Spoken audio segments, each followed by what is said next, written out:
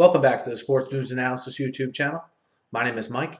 I'm continuing my Week 16 NFL previews and analysis.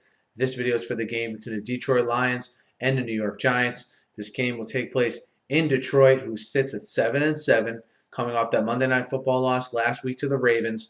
They now sit behind the Packers and the Bears, who both have 6 losses here. So, the Lions need to win out and need some help to get back in the thick of things here in the NFC North. And, for the Lions, they figured to be, the odds-on favorite heading down the stretch here to take this NFC North. When you consider Green Bay is still playing with a backup quarterback, and Chicago played a long stretch with their backup McCown in there. But, you have Matthew Stafford really struggling, turning the ball over. You have the Lions committing penalties, and you have a leaky secondary. This is sort of the remedy to failure that the Lions have been pretty much known for here the last couple seasons. And that's continued this year, late here in the season. The Stafford turnover problem has really been an issue, and so have the penalties here lately. And, you figure in a game like this, the Lions should have a distinct advantage with their offense going against the Giants' defense.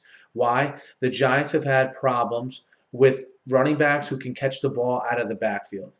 Okay, most notably LaShawn McCoy. You saw Marshawn Lynch even have more yards receiving last week against the Giants than he did rushing. So it's not necessarily the Giants' rush defense that's been a huge problem this year, but them handling those running backs out of the backfield. You figure Reggie Bush, and even to a lesser extent, maybe even Joique Bell, would be able to take advantage of that. You also have a Giants secondary that matches up terribly, in my opinion, against Calvin Johnson.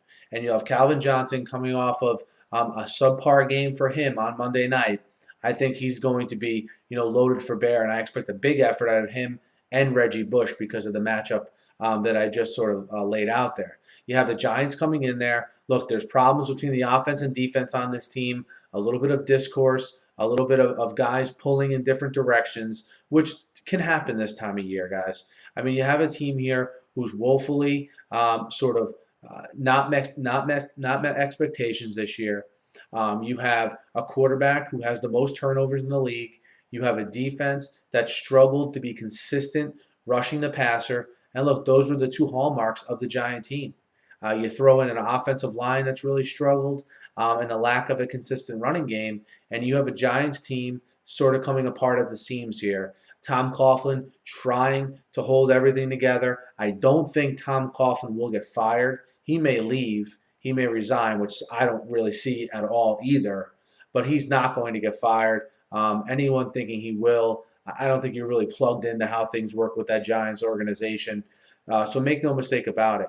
You'll see a large change, in my opinion, as far as how this roster looks. You may see a coordinator or 2 get let go, but Coughlin will be safe. And how do they play out these last 2 games with relatively only pride at stake?